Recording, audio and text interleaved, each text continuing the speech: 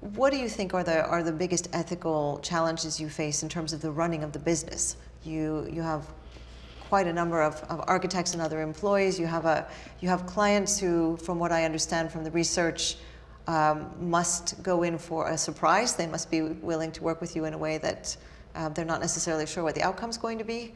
But what are your ethical challenges in running the business? From the day I started, I made a commitment that, to myself, the only way this was going to work is if I was responsible financially to wherever I went with this, and that didn't want to borrow money, so I made that an important thing, and that everybody who worked for me would get paid.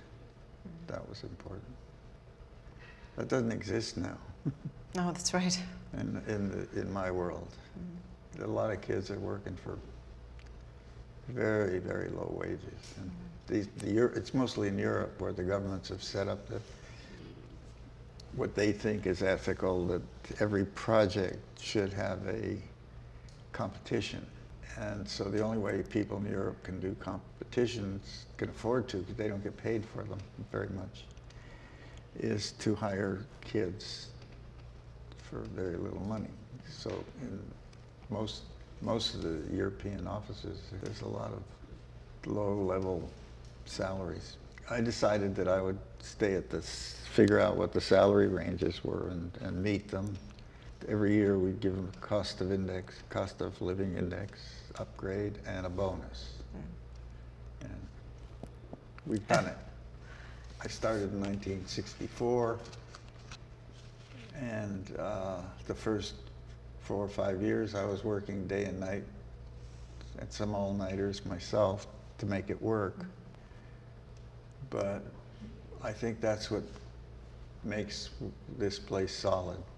So when I started working on a project in Israel, it was the first sort of complicated project, I hired a human rights lawyer.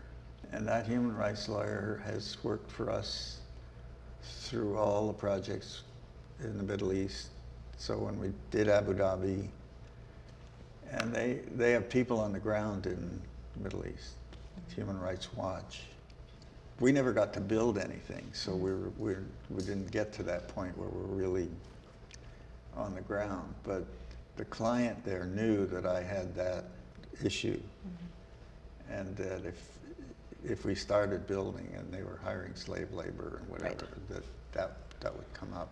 And I talked to the senior people in Abu Dhabi anyway, the Emiratis, and they were all in agreement, you know, as best as they could. Now, over there it's difficult.